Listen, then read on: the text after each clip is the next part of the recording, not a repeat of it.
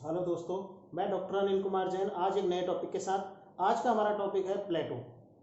पाश्चात्य शैक्षिक दार्शनिक के रूप में हम इनको पढ़ेंगे। इनके शैक्षिक दर्शन से पहले हम जान लेते हैं इनके बारे में जीवन परिचय। इनका जन्म 428 ईसा पूर्व एथेंस में हुआ। इनके पिता का नाम एरिस्टॉन, माता का नाम पेरिक्टॉन।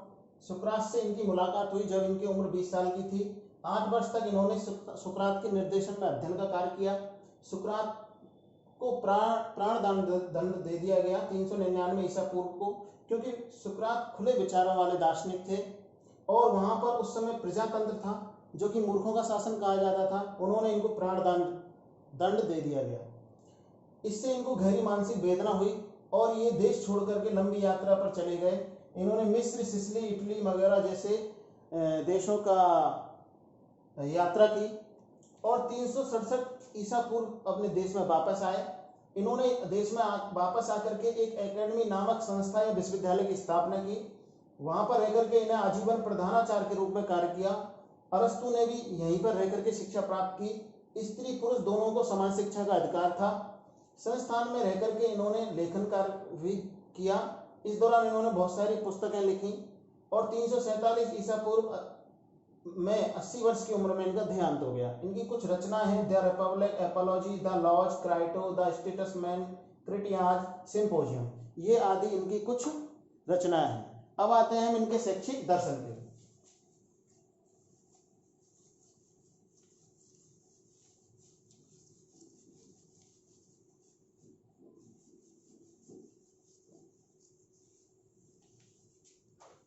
शैक्षिक दर्शन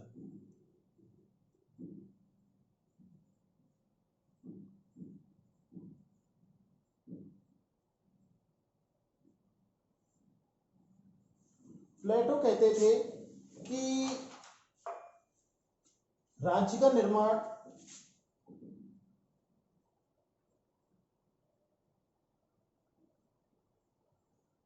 प्लेटो कहते थे कि जो राज्य का निर्माण है वो कोई वृक्षों या फिर पहाड़ों या चट्टानों से नहीं होता। इनका मानना था कि अगर राज्य का हमें निर्माण करना है तो इसके लिए हमें मनुष्य और चरित्रवान मनुष्यों की आवश्यकता है।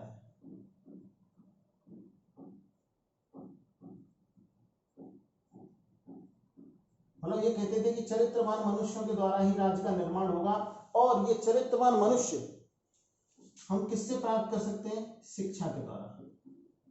ये कहते थे कि शिक्षा के द्वारा मनुष्यों का चरित्र निर्माण हो सकता है। इसलिए शिक्षा को बहुत ही महत्वपूर्ण मानते थे और कहते थे कि शिक्षा ही उत्तम चरित्र का निर्माण करती है। शिक्षा ही उत्तम चरित्र का निर्माण करती है। इनके अनुसार शिक्षा का अर्थ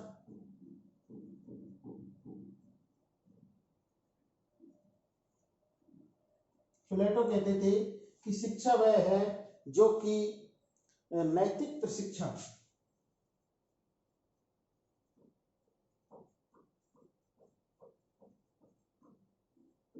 की प्रक्रिया।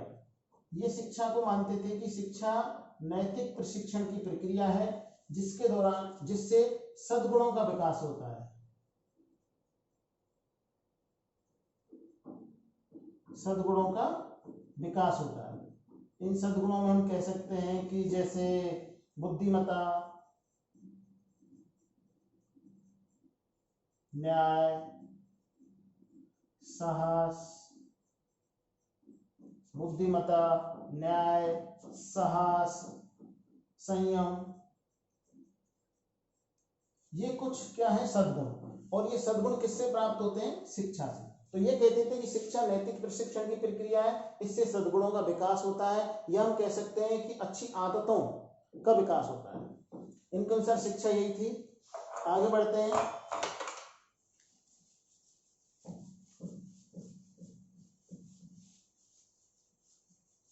प्लेटो के अनुसार शिक्षा के उद्देश्य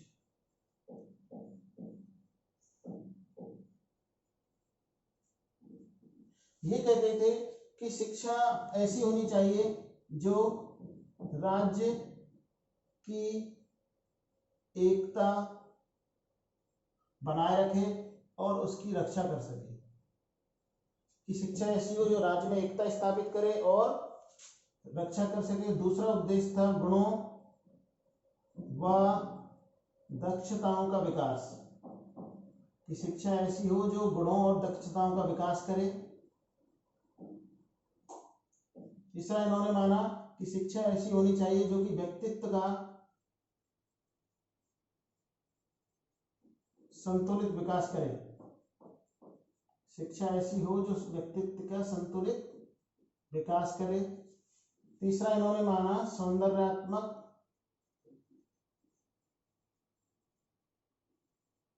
सौंदर्यात्मक संवेदनशीलता का विकास करे।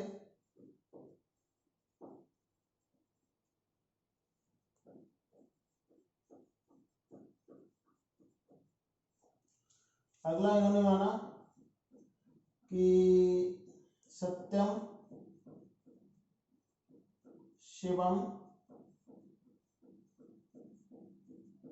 सुंदरम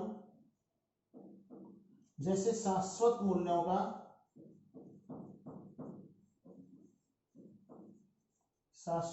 का विकास करे। ऐसी हो शिक्षा।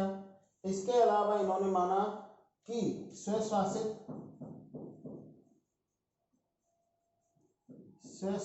व्यक्तियों का निर्माण करें। ये थे इनके अनुसार शिक्षा के उद्देश्य। आगे चलते हैं हम। इनके अनुसार पाठ्यक्रम।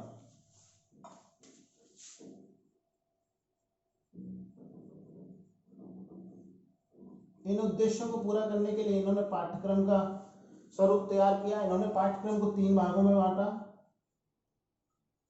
प्रारंभिक स्तर, माध्यमिक स्तर,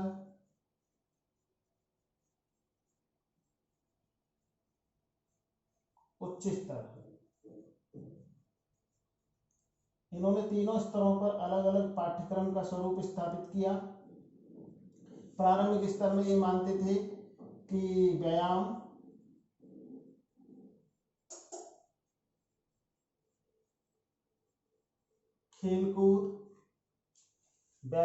खेलकूद, संगीत, इतिहास,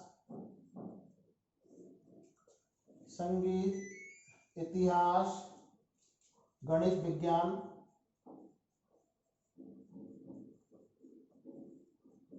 इन विषयों को शामिल किया। माध्यमिक स्तर पर गणित,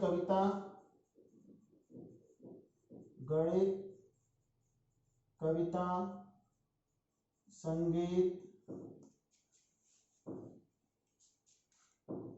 धर्मशास्त्र,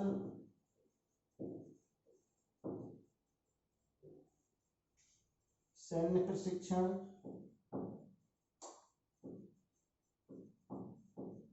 आदि विषयों को शामिल किया। इसके अलावा उच्च स्तर पर दर्शन, नीतिशास्त्र,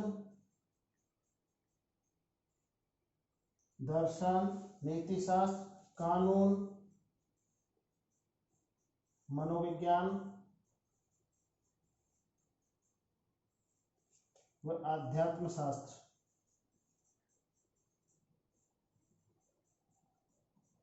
इन विषयों को शामिल किया, क्योंकि इन्होंने अपने पाठ्यक्रम को 3 भागों में बांटा था।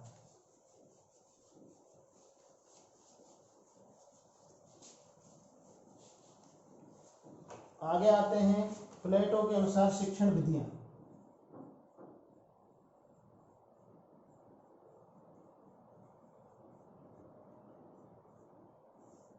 संवाद विधि,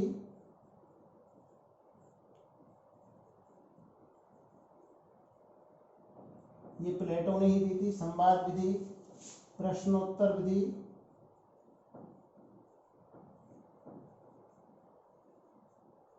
ये इनके गुरु सुकरात की है। प्रश्नोत्तर विधि, वाद विवाद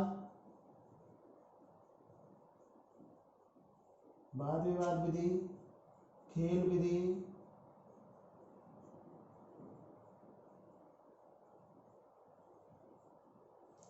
अनुकरण विधि,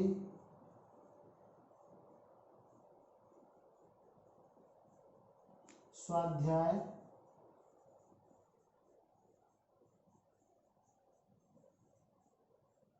स्वाध्याय विधि, कहानी,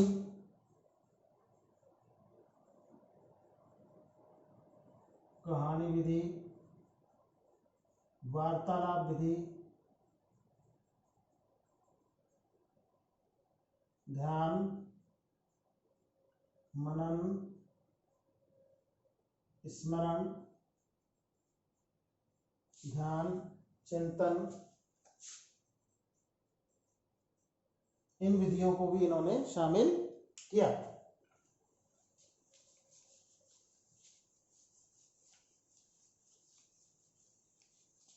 आगे आते हैं इनके अनुसार शिक्षक। प्लेटो कहते थे कि शिक्षक को आदर्श शिक्षक होना चाहिए।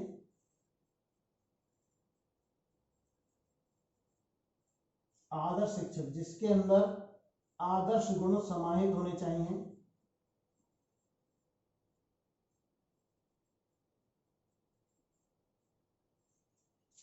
जिसमें कर्तव्यनिष्ठता,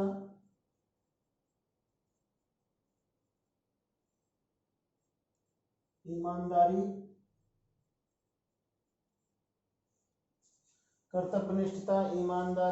लगनशील आदि गुण होने चाहिए, ऐसा ये मानते थे। इनके अनुसार अनुशासन,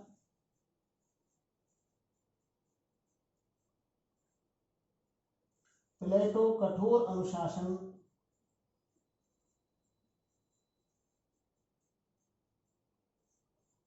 के पक्ष में थे। ये कहते थे कि अगर नियंत्रण में रखा जाएगा, बच्चों को नियंत्रण में रखा जाएगा तो उनके अंदर सद्गुणों का विकास होगा।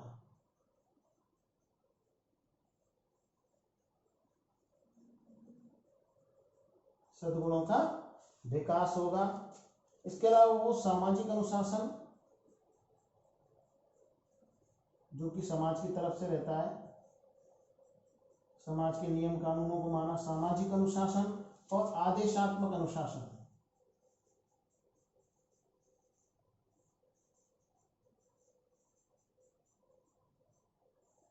इन दोनों को भी मानते थे कि जो आदेश दिया जाता है उसका पालन किया जाना चाहिए और समाज के जो नियम होते हैं उनको भी पालन किया जाना चाहिए। इनका भी समर्थन करते थे।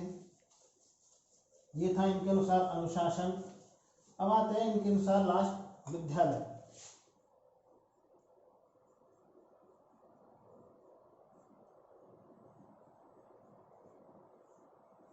प्लेटो विद्यालय के रूप में एक संगठित संस्था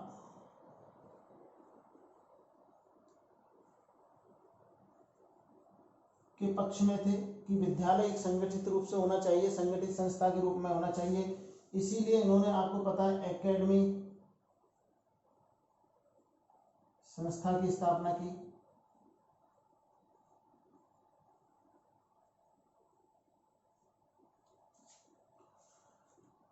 इनको, प्लेटो को अफलातून भी कहा जाता है। प्लेटो महान दार्शनिक भी थे, महान गणितज्ञ भी थे, इसके अलावा महान राजनीतिक भी कहे जाते हैं और शिक्षण शास्त्री भी कहा जाते हैं, राजनीतिक विचारक भी कहे जाते हैं। ये था प्लेटो के शिक्षा दर्शन। मुझे आशा है आपको अच्छा लगा होगा। फिर मिलते हैं एक अगले शैक्षिक विचारक के द्वारा। नमस्कार।